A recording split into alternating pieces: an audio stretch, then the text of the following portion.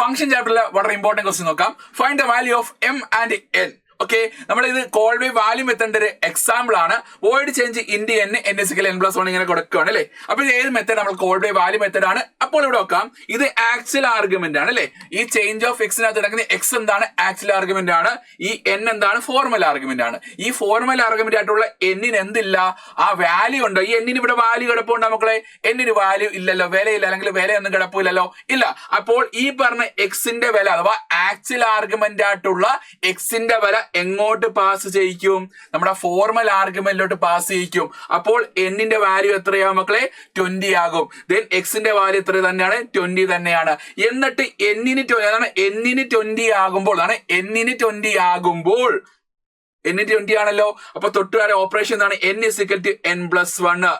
n = n+1 ആകുമ്പോൾ എന്നിന്റെ value 20, 20 + 1 21.